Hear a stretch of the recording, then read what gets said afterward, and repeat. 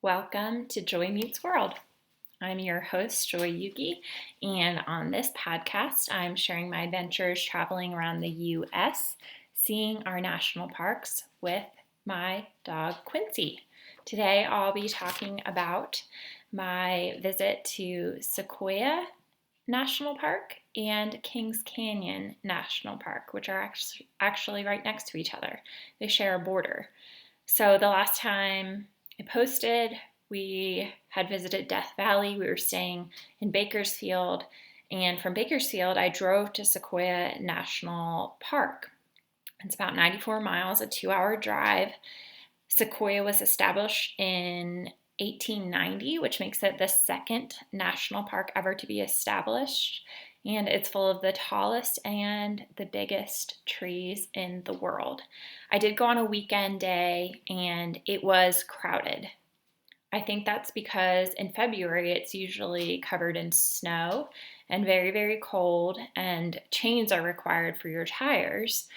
And because that's the norm, and the day that I went was unusually sunny and warm in the mid 50s, and all of the roads had been cleared of snow and ice, that it was just an exceptionally perfect day for everyone to come visit. So there was a ton of people there, and the main part of the park was about 20 miles past the entrance to the park, and really you're just climbing a mountain and doing switchbacks for those 20 miles. And as you get closer to the end point, there's more and more snow on the sides of the road. So the end point is the giant forest, which is where the main walking path and hiking trails are for all the giant sequoia trees. You take a road called General's Highway up to the giant forest, but really the giant forest is miles and miles and miles of trees. There's just a small parking lot at the top, which gives you access to the trailhead and kind of all the exhibits to the most well-known trees. So that's what I did. One of the most interesting parts of that drive, besides the normal views of the Sierras, and just how beautiful they are, were the effects of a wildfire that happened in Sequoia National Park. It started on September 7th, 2021, so a really recent fire, and it was devastating just looking around at the damage. So many trees were down, so many parts of the forest were bare. Even the trees that did survive had a blackened outside.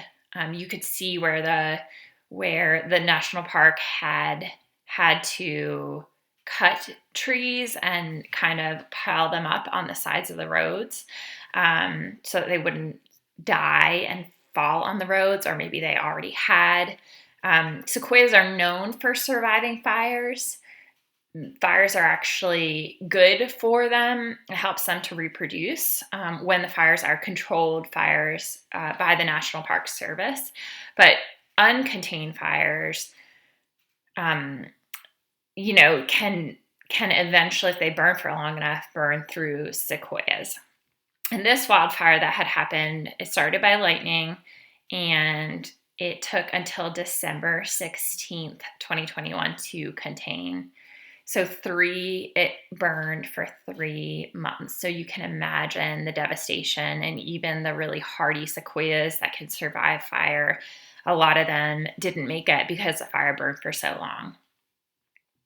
Once I did get to the giant forest, it turns out it's a very small parking lot. There's about 50 spaces, and there were a lot more people there that day. So what I ended up doing was turning around, going a little farther down the mountain, and there was a side parking lot just where people pull out to see the view, and a lot of people were parking there, and I got one of the last spots there. So I only had to walk about, I would say, less than a quarter mile up to the trailhead, which was really lucky for me, and I'm glad it was there. The Giant Forest Trailhead, it starts with a circular walk, which is a paved trail. There was packed down snow that was covering most of it. So even though it was a nice day, you could tell that it had snowed there a lot, and that the snow was packed down to about 1 or 2 feet. So it had snowed there a lot at some point. The general Sherman tree is there. It's the world's largest tree. It's 275 feet tall and 36 feet in diameter. During the fire that happened in 2021, they actually wrapped it in aluminum foil. It's pretty cool to see if you go to the Sequoia National Park website. So they wanted to protect it, and so they wrapped it in aluminum foil to protect it from the fire. The trees were just amazing to see. They were really breathtaking, and it's hard to process a tree that's that size. It's just awesome in the truest sense of the word. Definitely worth coming to see, and just so different from any other type of tree that I've seen so far, which is what's so cool about the national parks, is that they memorialize or set aside these just rare species and just the coolest parts of nature in our country. The sequoias are a type of redwood tree. So the Redwood National Park is also in California, and I'll be visiting that soon. But they are essentially the same tree, just a little different of a species. And I'm not a biologist, but essentially they're related. They're technically conifers, otherwise known as pine trees. So they have pine cones. They are the oldest trees in the world, and that is because they grow super, super fast, and then because of the tannins in their bark, they're able to survive pretty much anything. So they just keep growing really, really fast for thousands of years. Some of them are as tall as a 26-story building, which is hard to wrap your mind around. Also at this park, there's a place where you can see Mount Whitney, which is the tallest mountain in the lower 48 states. It's about almost 14,500 feet tall, which was really neat to see. There are other parts of Sequoia National Park that I did not get to see on this visit. One is called Crystal Cave, so that's a cave. That part of the park was actually closed at the time that I went, and I'm not sure if that was because they were doing repairs or it's just winter, and a lot of these parks that are at higher elevation close roads and close different attractions during the winter because of the anticipated snow and ice. There's also a hike called Moro Rock, and it is a dome rock. So if you're from Atlanta, a stone mountain type of hike, and that's, from what I read, is just kind of a similar strenuous hike. You're just hiking up the dome of a rock, but it has great views. I just didn't have time to get to it in this visit. Kings Canyon was established in 1940. So it's been next to Sequoia National Park for a long time. If you look at it, they are right next to each other. There's a road that runs between Sequoia National Park and Kings Canyon. It is closed in the winter, just again for that anticipated snow and ice. So I did not get to do both parks at one time. I had to go back to Kings Canyon the next weekend when I was up in Cathy's Valley visiting Yosemite. So it didn't quite work out perfectly just because the parks open and close at different times, and I would have had to take a circuitous route around from Sequoia to get to Kings Canyon instead of the shorter interpark road. So it took me about 2 hours to get to Kings Canyon from my Airbnb near Yosemite, which is about 116 miles. 116 miles. Pretty easy drive though. Did run into a bit of an adventure. So typically in my Google Maps, I turn off toll roads just because I don't want to pay tolls. That can get tricky with the national parks because a lot of the roads some of the roads that are entrances to the parks are also just normal roads in California or whatever state they're in. And so, technically, if you just want to use that road to drive through and want nothing to do with the park, you still have to pay the entrance fee to get into the park, and that is considered a toll. So sometimes even if I had toll roads turned off to get to a park, it just says, well, you're going to pay a toll anyway. You can't get around it, which just means it's the park entrance fee. But sometimes it's hard to tell if that's what they mean or if they're actually going to put me on a toll highway. All that to say, I had toll roads turned off, and right about when I was right about to get to the Kings Canyon entrance, Google had me turn off onto this side road that would get me to the visitors center. As it so often does, it tries to get you a side road instead of a main road, which is fine. So I turned down this side road, and there are these giant signs, or two of them, and thank God I just didn't ignore them and, read them. I'm always super interested and curious to see what's on these signs. And basically it was like, stop, don't go farther. You're going to regret it if you go farther. Not like in a crazy psycho way, but just the fact that it's literally said Google Maps is wrong. Go into your settings and turn on tolls. If you have toll roads turned off, it's going to send you down this road. But believe me, you do not want to go down this road, especially in the winter. It's essentially just a 4x4 dirt road that you're going to get stuck on, is what the billboard said. And the tow truck is going to cost you $1,000. It was just like, turn back now or you're going to die. And was I super thankful for those signs, because Google would have sent me down those roads. And I'm sure other people have gotten stuck on those roads, which is why those signs are there. And that's super unfortunate. I'm very sad for them, but I'm glad for me that I had that warning and that somebody was smart enough to put up that warning. So I turned around and just, at that point, I didn't have any service. So I just kept going straight on the road that I was on. Guessing it would take me to the entrance of the park, and it did. So that was a big time and pain saver, and I'm so grateful for that sign.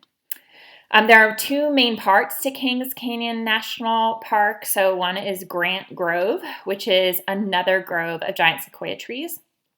And then Cedar Grove, which is about 20 miles north, and that's also kind of a valley of redwoods. And as you're driving that road, you can see the entire canyon. Now, this park is huge if you look at a map.